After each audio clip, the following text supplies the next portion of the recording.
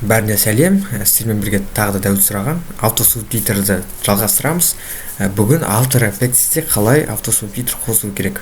Маған қызық болды, реально After Effects'те субтитр қосу деген. Бірақ бұл жерде өте қиын. Қазір оны көрсетеміз. Міне мына жерде көрсетілген пример, соны қазір жасайтын боламыз. Ол үшін не істейміз?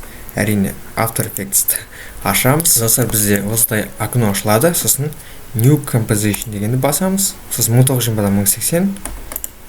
Одан кейін біз өзімізге керек видеоны, біз қазір өзімізге керек видеоны осылай лақтырып жібереміз. Сосын қайтадан да жібереміз. Сол кезде міне бізде видео пайда болды. Субтитрлерге кіреміз. Видеодан кейін керек воск. Достар, егер сіз мына воск кз-ді орнатуды білмесеңіз, онда осы жерде видео шығады. Сол жерде осыны қалай орнату керек. Бұл қазақшаға арналған. Сізде басқа тұру мүмкін. Әйтеге басамыз. Енді келесі біздің өзіміздің керек видео бар ғой, және соны таңдап аламыз міне. Сосын мына жерде генерация жасаймыз, generate. Сосын күтеміз.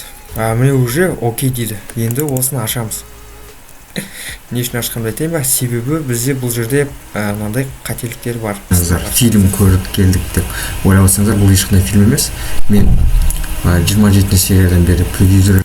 Бұл жерде қате, провизор, ресім, анау. Міне былай біз бітеміз. Достар, осымен видео міне.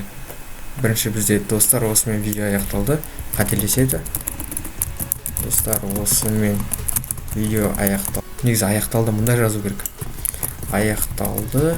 Дәл солай барлығын қайталап шығамыз. Менде уже дайын SRT жасалып қойды. Мен Subtitle Edit бойынша бөлек видеолар түсіретін боламын.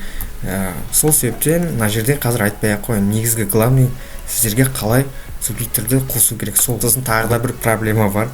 Бізге субтитрді қосу үшін бізге скрипт керек деп айтамын. Сайттарды ашасыз, сайт ашылады. Міне сайт ашылғаннан кейін мына жерде код деген тұрады. Соны басасыз, сосын Donald Zip деген. Мен оны қайталамаймын, Donald Zip ретінде. Сосын оны архивировать етесіз міне. Показать папке. Архивация жасайсыз. Архивация кез келген жерге таба алатыныз. Келесі қадамдарды жасай бересіз. Сосын скрипт деген жерге run script file дейміз. Сосын сол жәнегі скриптті орналастырған жер, сіз қай жерге көшірдіңіз. Сол жерде жазылып тұрады, міне import srt rsx открыть дейміз. Сосын уже осылай жәнегі біздің видеомыз қайда. Жәнегі міне соңғы жасалған қателесіп жасалған қателік. Міне көрдіңіздер ма? Қазір қойып алсын. Міне біздегі Жезуха 39-ын көрдіңіздер ма? Көрсеттім қалай жасалған. Орналасып қойылған. Сол себептен біз мына жерде ортаңғысын таңдаймыз. Яғни бұлан жерден де бұлай істесек болады. Барлығы сосын центрде. Сол кезде барлығы ортасына қарай орналасады. Міне. Сосын біз барлығын Ctrl-A-мен белгіледік қой. Оң жақ клавишті басамыз, сосын Pre-Compose деген бар. Сосын композицияға қойып. Оның үстіне қайтадан бассақ, мына жерден шығады. Сосын қайтадан Ctrl-A-ны басамыз. Одан кейін бізде характер деген кіреміз. Шрифтті таңдаймыз. Үлкейтіп. Сосын мына жерде P дегенді басамыз, Position. Сосын төменге қарай түсіреміз. Қатты төмен түсірмейік, себебі осылай жетеді. Болды. Енді артқа қарай шығамыз. Бізде осындай результат пайда болады. Достар, осымен видео аяқталды. Егер видео ұнаса, Жезуха 39-ын көрсеттім қалай жасалған. Міне YouTube-тан, интернеттен қанша нәрсе іздедім ChatGPT арқылы. Бірақ ұзақ уақыт кетті.